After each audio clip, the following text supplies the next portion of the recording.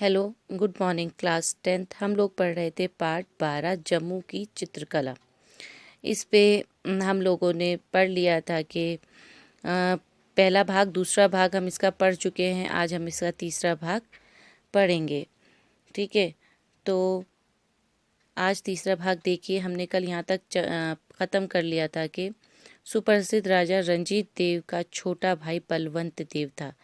मतलब उसको भी कला की बहुत, चित्रों की बहुत वो संरक्षक करता था और उसके आगे बढ़ाने में उन चित्रकारों की मदद किया करता था, उनको सपोर्ट किया करता था। ठीक है ना।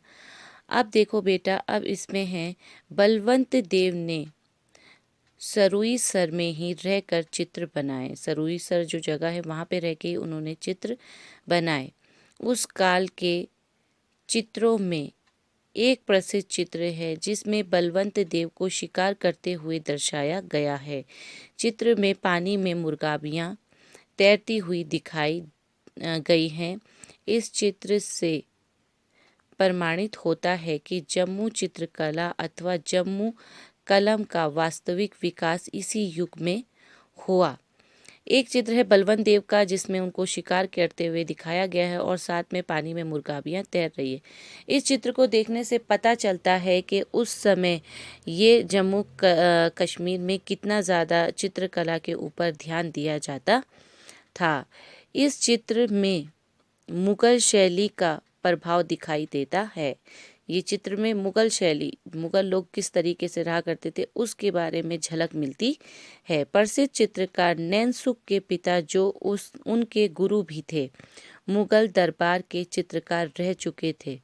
वे जसरोटा आ बसे थे।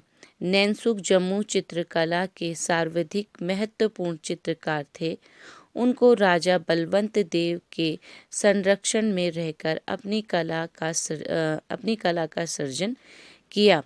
देखिए, नैनसुख जो क्या कहते हैं, राजा बलदेव जी के गुरु भी रह चुके थे। उन्होंने बहुत सारी चीज़ें राजा बलदेव सिंह जी को सिखाई भी थी। और नैनसुख जी अब जाकर कहाँ, जसरोटा में बस चुके थे और अब उनको संरक्षण प्राप्त हो गया था राजा बलदेव सिंह जी का। उनके विचित्र चित्रों में एक ऐसा भी चित्र उपलब्ध है जिसमें नैनसुख एक चित्र राजा बलदेव को भेंट कर रहे हैं। उनके चित्रों में एक ड्राइंग ऐसी भी मिलती है जिसमें दिखाया गया है कि जो चित्रकार नैनसुख है वो अपनी तरफ से एक गिफ्ट दे रहे हैं, एक उपहार दे रहे हैं राजा बलदेव सिंह को। नैनसुख के अतिरिक्त बाजन शाह और दोदी बलवंत देव के संरक्षित चित्रकार थे। एक तो संरक्षण प्राप्त था नैनसुख जी को राजा बलदेव सिंह जी का, और दूसरा दोदी बलवंत देव को संरक्षित चित्रकार। ये दोनों के दोनों राजा बलदेव सिंह जी के संरक्षित चित्रकार थे। राजा रंजीत देव ने लगभग 1735 ईस्वी से 1781 ईस्वी तक, यानी कि 45 वर्षों तक राज्य किया। इन्होंने 45 साल तक का इनका राजकाज था।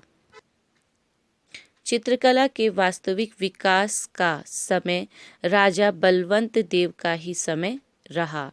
राजा बलवंत सिंह ने ही जो चित्रकला है उसको बढ़ावा दिया और सब में ज़्यादा उन्हीं का समय चित्रकला को आगे बढ़ने में मिला है। मतलब उन्हीं के टाइम पे चित्रकला को आगे जाने का बढ़ावा दिया गया है।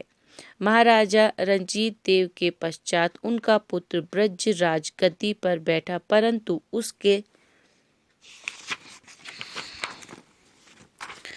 उसके राज्य में बाह्य आक्रमणों के फलस्वरूप जम्मू में अशांति फैली रही।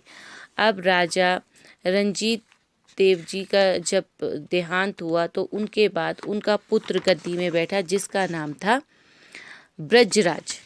जब ब्रजराज गद्दी में बैठा तो उस समय बाह्य आक्रमण, बाहर के लोग, देश के लोग उससे आक्रमण कर रहे थे, लड़ाइयाँ चल रही थी और चारों तरफ अशांति फैली हुई थी। फिर भी उपलब्ध चित्रों के आधार पर कहा जा सकता है कि उस समय के चित्रकारों ने किसी भी प्रकार कला साधना जारी रखी और चित्रों का सृजन करते रहे। लेकिन उस टाइम के भी कुछ चित्र मिलते हैं, इतने टेंस माहौल में भी, मतलब लड़ाई झगड़ा हो रहा है, ऐसे माहौल में भी उस टाइम भी चित्रकारों ने चित्र करे और किसी तरीके से भी अपने चित्रों को पूरा किया और अपने चित्रों का सृजन करते रहे, अपने चित्र बनाते रहे। तो थर्ड पार्ट आज हम यहीं तक रखेंगे, फोर्थ पार्ट हम कल यहाँ से रीडिंग शुरू करेंगे। तो बच्चों, जिसने कॉपी नहीं दी है वो मुझे कॉपी चेक करा दे। घर पे रहिए, सेफ रहिए। ओके बेटा, खुदा हाफिज़।